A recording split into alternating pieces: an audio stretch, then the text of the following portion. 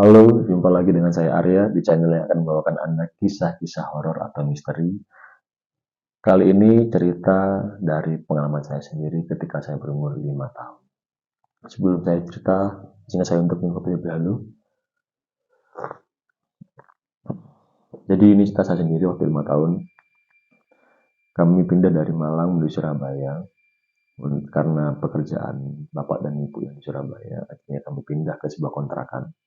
Nah, kontrakan ini adalah bekas sekolah dasar yang dulu katanya itu horor, banyak penampakan, kesurupan, sehingga mau tidak mau sekolah harus ditutup dan pindah ke bangunan lain. Nah, karena sepatu penggalai tadi banyak kelas yang kosong, disulaplah sama tuan tanah menjadi kontrakan. Kurang lebih ada 10 kamar yang dikontrakan, tetapi yang diisi hanya beberapa, kurang lebih 4 sampai 5 kakak. Nah, pada waktu itu, seingat saya, waktu saya umur 5 tahun, saya selalu bermain di area taman yang sudah tak terawat, kolam ikan sudah kering, isinya cuma bangkai tikus, seingat saya, daun-daun kering begitu saja, dan bersebelahan dengan sumur tua.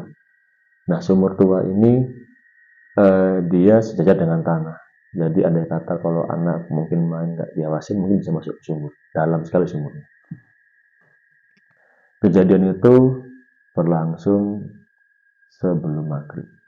Ingat saya waktu itu, setelah saya mandi, setelah saya makan, selalu bermain ke sana. Kenapa saya tertarik untuk main ke sana? Karena saya dipanggil oleh anak yang menurut saya waktu itu umurnya sama dengan saya, 5 tahun. Penampakannya, dia mungkin sih pucat, putih, rambut sebahu, pakainya putih juga. Seingat saya, ketika saya dipanggil oleh anak tersebut, seketika kolam yang saya lihat tadi berubah menjadi sebuah rumah yang punya halaman. Ada permainan. Saya pun sering di sana untuk bermain petak umpet, sepeda-sepedaan, dan segala macam. Yang anehnya, saya tidak sadar kalau ternyata itu adalah mungkin ya dimensi lain. Yang saya tahu ketika maghrib sudah mulai tiba, saya mendengar suara ibu saya, Arya, kamu di mana? Ayo pulang nak. Ketika saya sadar kalau saya sedang di kolam. Mungkin karena anak masih 5 tahun, masih belum paham apa itu, ya saya nggak ngambil pusing. Jadi saya datang, ketemu temen, bermain. Hari demi hari terus berselang. Mungkin 4 sampai 5 kali sampai akhirnya ibu saya pun tanya, kamu di kolam itu main apa? Kok bengong aja, main-main daun. Apa yang kamu mainkan di sana? Saya pun bercerita, loh bu, di sana itu ada temennya Arya. Saya nggak ingat siapa namanya, yang penting waktu itu saya punya temen aja. Siapa temenmu? Ada di situ, seperti ini penampilannya begini, begitu. Ibu saya yang kaget mendengarnya, lalu berceritalah kepada Ibu Andi. Ibu Andi ini adalah tetangga kami, cuma saya dan keluarga sudah menganggap Ibu Andi ini seperti keluarga dan ibu saya sendiri. Ketika Ibu Andi mendengar cerita dari ibu saya sendiri, beliau pun kaget dan berkata, loh, saya tahu di sana ada sesuatu, tapi saya biarkan karena nggak mengganggu. Tetapi kalau sampai Arya diganggu, saya marah.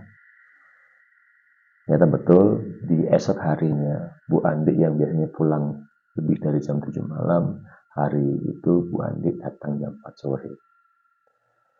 Dan benar apa yang terjadi, saya pun dipanggil anak tersebut tadi.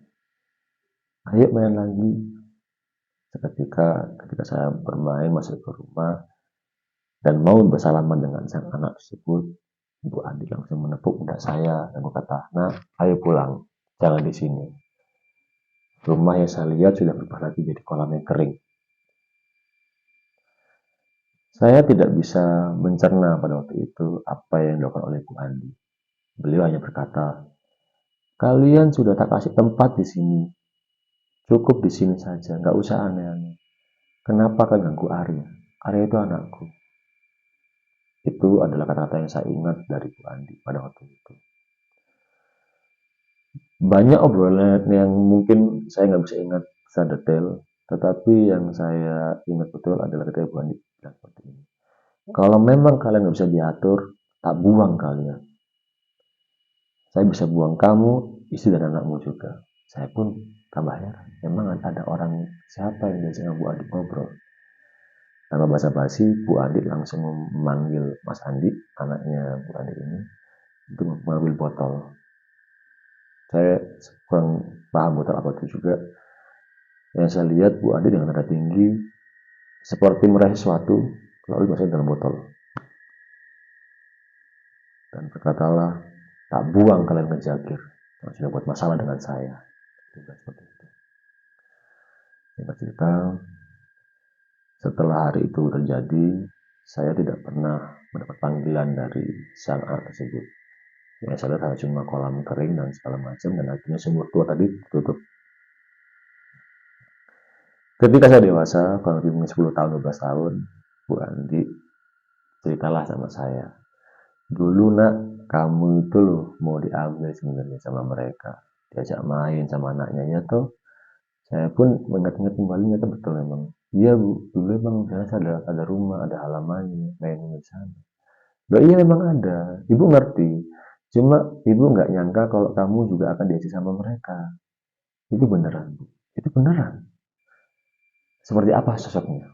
Bu Andi pun menjelaskan. Jadi bapaknya itu mungkin pasang gondrong yang Anda bisa bayangkan mata merah, muka seperti hewan atau binatang, berbulu, tinggi besar, selalu berinding.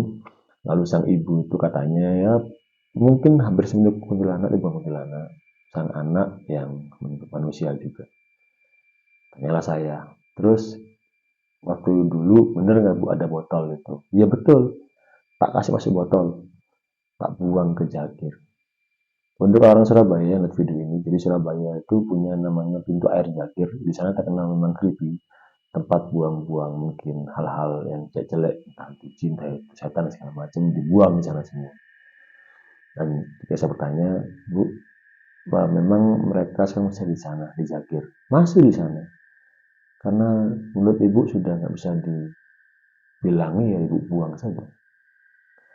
Jadi seperti itu saya. Saya rasa cukup untuk cerita kali ini. Dari pengalaman saya pribadi. Sampai jumpa di video berikutnya. Saya Aryo Diri. Dadah.